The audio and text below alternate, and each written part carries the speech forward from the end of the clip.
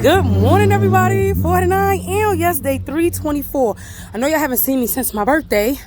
My birthday's a little rough these days because I don't know how many of you guys noticed that my uncle passed in April 6th, 2020. So around this time, it's just the feeling is different. Most of my loved ones are mourning and sad, and it's just not the same. So for any of us, I'm not one that's like, I'm a little weird about death, but it was just rough. I enjoyed my birthday, and we'll get to that later, but boom, we about to get surgical this morning. So I want to talk about depression real quick, right? So what happens is this, like when you find yourself saying that you're depressed, right? You're not really interested in the things you once were interested in. You don't want to contact anybody. Like I said, this was not this year, but last year was the first time I ever really experienced, and even a few times this year, that I've ever experienced depression. Like I never knew what that was, because usually I have anxiety, or I'm like super hyper, so I didn't know what that was to not have interest in the things I used to have interest in, and I'm not talking about pre-recovery. I'm talking about even in my recovery, even going to meetings, even interacting with people, something as simple as like going to the store, answering the phone, anything like that, right? We about to get surgical. Anybody that's been dealing with depression, I really want you to listen to me very clearly, because I came to this realization myself, and I feel like this has helped me. Boom.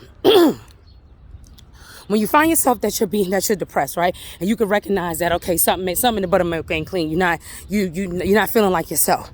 The thing about depression is this: when you are depressed, it's like you're magnifying your past, right? Most people that are depressed are depressed about something that happened and they cannot change. There's nothing you can do about that, right? And it's like, okay, if you're if you're magnifying your past, right, and it's making you feel some type of way, what that in turn means is that you're regressing in your present. You're not showing up in your present. Now, if you were progressing in your present, there'd be no need for you to look back.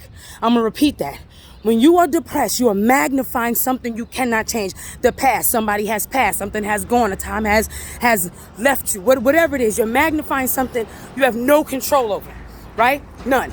So what that happens is mean that you're not present in the present, you're regressing in your present, right? So if you want to find yourself trying to address your depression, combat your depression, or anything like that, you gotta be progressive, because when you're moving forward and you're progressing, there's no need for you to look back. And that's anybody in the healing process, recovery process. Like I tell you, this is day 324.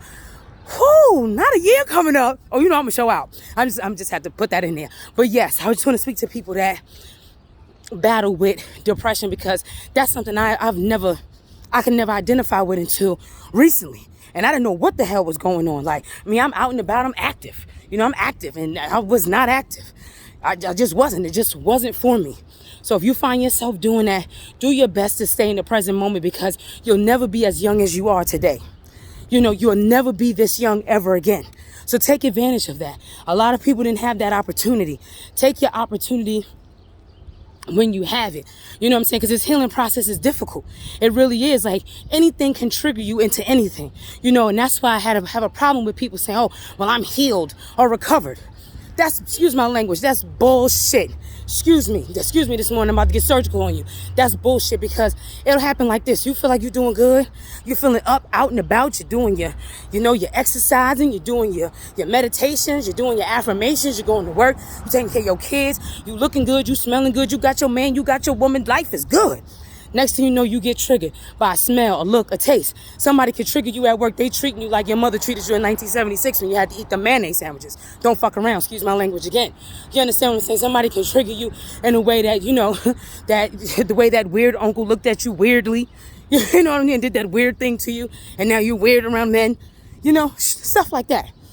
That's just real.